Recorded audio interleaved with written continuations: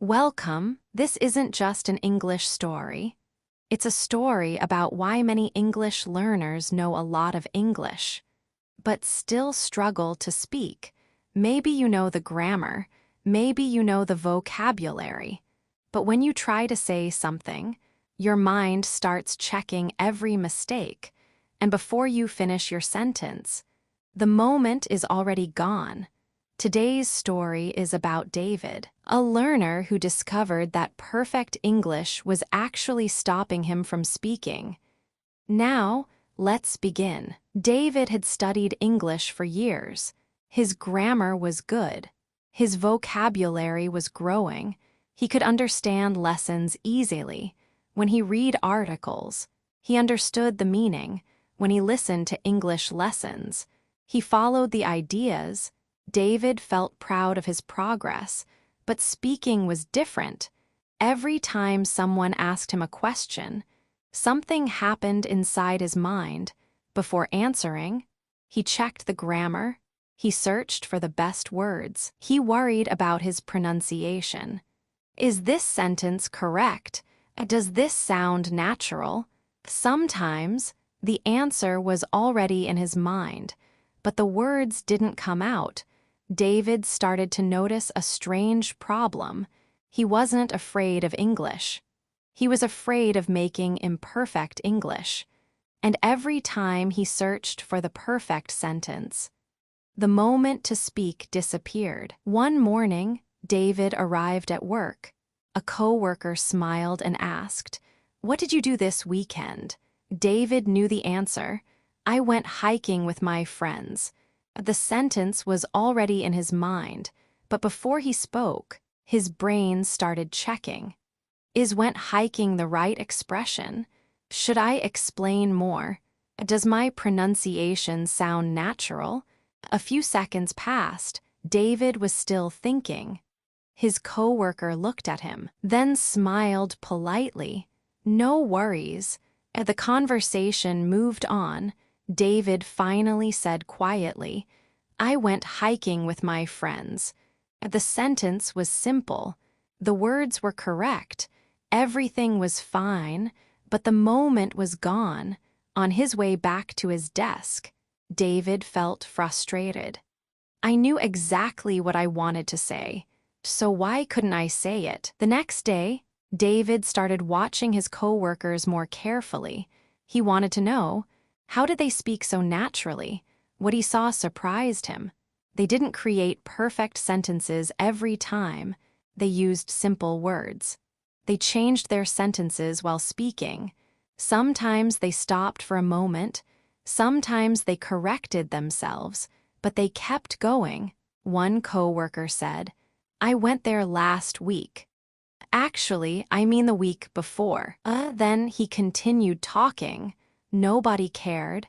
Nobody stopped the conversation.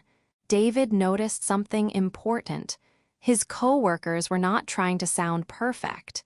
They were trying to communicate. They didn't wait for the perfect sentence.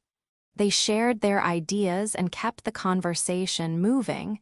For the first time, David wondered, maybe perfect English isn't the reason they sound natural. Maybe something else is. The next day, David told his teacher what he had noticed. "My coworkers make mistakes sometimes, but they still sound natural.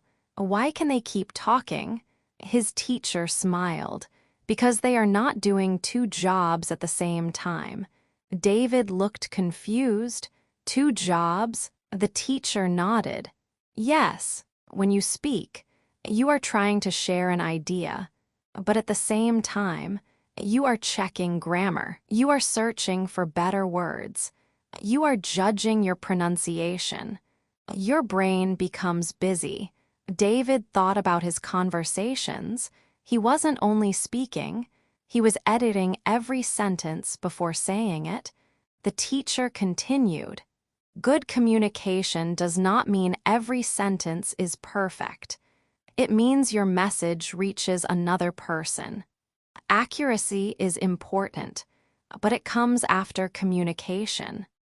David nodded. For the first time, He understood the real problem. He wasn't unable to speak English.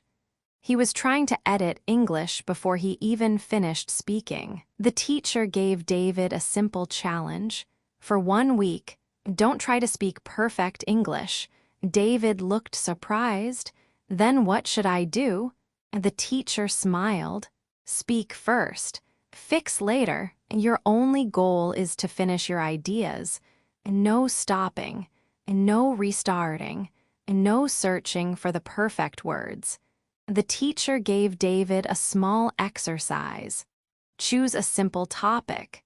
Talk about it for 1 minute. Keep going until the time is over. Even if you make mistakes, even if the sentence isn't perfect, David wasn't comfortable with the idea, but he tried. The first day, he stopped many times. He corrected himself. He started sentences again, but he continued. The second day, it became a little easier. By the end of the week, David noticed something different. He was still making mistakes, but he was speaking more. After a few weeks, David noticed something surprising. His English was not perfect. He still made mistakes. Sometimes he used the wrong word. Sometimes his grammar was not completely correct, but he was speaking more easily. His teacher smiled. Do you know why this happens? David shook his head. When you always stop to correct yourself, your brain spends more energy checking than speaking. But when you allow yourself to continue, your brain starts focusing on communication. The more you practice expressing ideas, the easier it becomes. David thought about children learning a language. They don't wait until every sentence is perfect. They speak. They make mistakes. They learn. The teacher nodded. Exactly. Fluency comes from using the language. Accuracy improves through practice. First, you need to keep the conversation alive. David finally understood. Perfect English was not the way to start speaking. Speaking was the way to build better English. A few weeks later, David was having lunch with his co-workers. The conversation was relaxed. People were talking about their plans for the weekend. Then someone turned to David. What did you do this weekend? For a moment, David felt the old feeling. His brain wanted to check everything. But this time, he didn't wait for the perfect sentence. I went hiking with my friends. The weather was great. We had a lot of fun. The words were not perfect. The grammar was not perfect, but the conversation continued. His coworker smiled. That sounds great. Where did you go? David answered. He explained more. He asked questions back, and the conversation kept moving. On his way home, David smiled. The biggest change wasn't his English. It was the way he used it. He finally understood. A conversation doesn't need perfect sentences. It needs someone willing to keep talking. David still cared about improving his English. He still learned grammar. He still learned new words. But he stopped waiting for perfect English before speaking. He finally understood. A language is not something you prepare forever. It is something you use. You don't become fluent first, and then start speaking.